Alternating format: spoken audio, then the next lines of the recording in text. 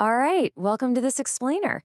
So, you've been out there, right? You've observed your users, you've mapped out their journeys, and you're sitting on just massive stacks of research. But now you've hit what we call the messy middle. Today, we're going to explore exactly how to bridge that gap, how to transition from pure, raw research to those brilliant, game-changing ideas by unlocking real design opportunities. Let's get right into it. What happens next after research? Honestly, it's the million-dollar question, isn't it?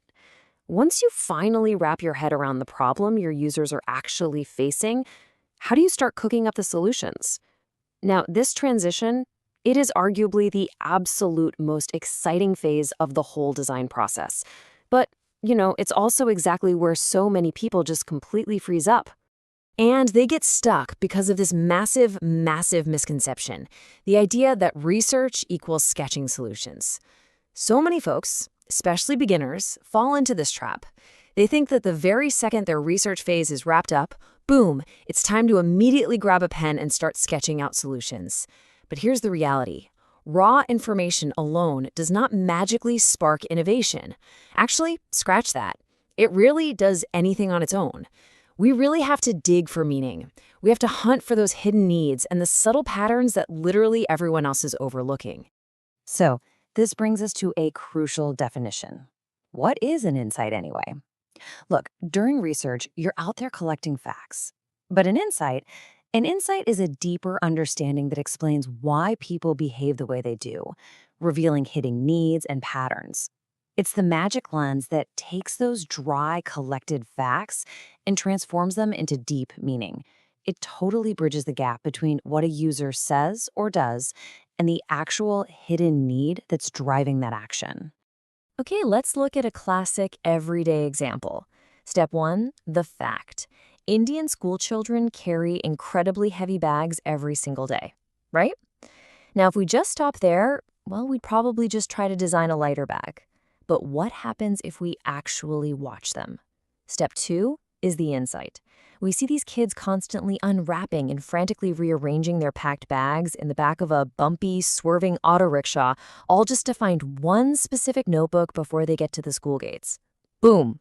That right there is the insight.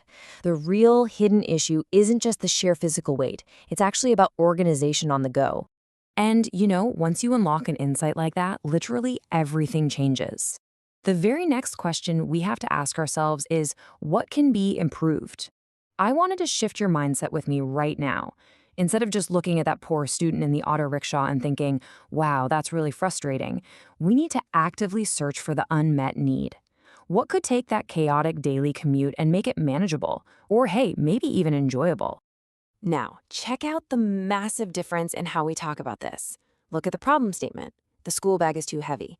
It just describes what's wrong. Kind of a dead end, right? But look at the opportunity side.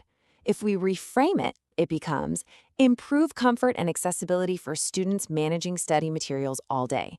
Do you feel the difference there? Problems just keep you stuck complaining about the way things are. Opportunities, they throw the doors wide open for entirely new solutions. Which brings us to a really foundational rule for all of us in this field. Every single frustration is an opportunity to design something better. Seriously, every minor inconvenience, every little annoyance you encounter throughout your day, they are gold mines. Where most folks just see a frustrating obstacle and get annoyed, a trained designer looks at that exact same thing and sees a blank canvas of pure possibility. So let's see how this opportunity-finding mindset actually plays out across different design fields, specifically within our everyday Indian context. Take fashion design. Knowing India has a super humid climate, that's just a fact. But the insight is that professionals are completely sweating through their formal wear on those crowded, sticky commutes. The opportunity? Creating adaptive, breathable clothing collections. Or what about interior design? We know traditional multi-generational joint families live together. The insight there is that privacy needs and space usage literally fluctuate wildly from morning to night. So the opportunity is designing highly flexible, multi-use furniture layouts. And UI/UX? When a rural user tries to use a UPI app at the local chai tapri, language barriers create serious payment anxiety. So the opportunity isn't just making a button bigger, it's designing simplified vernacular interfaces that build immediate trust.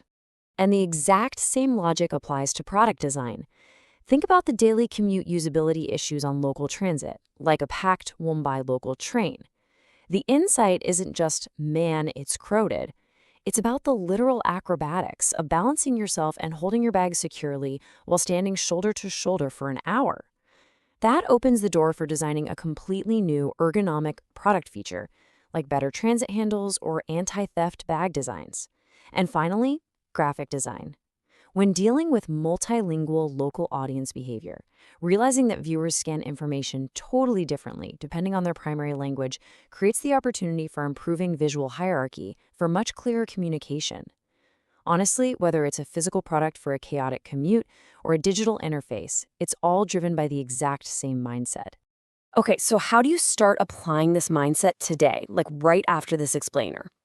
When noticing a problem, I want you to ask 3 simple things. The very next time you get annoyed by an everyday hassle, don't just complain. Stop and ask yourself, why does this happen? Then, what insight does this reveal about human behavior? And finally, what opportunity does it create to make things better? Seriously, if you practice these 3 questions, it'll completely flip how you look at the world around you. It's like a superpower. To tie this whole thing together, let's look at the core equation here. Research equals information. That's your raw data. Insights equal understanding. That's you making sense of all that data.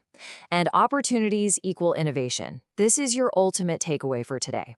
Before we can ever dream up some brilliant, world-changing idea, we absolutely have to do the hard work of discovering an opportunity that's genuinely worth solving.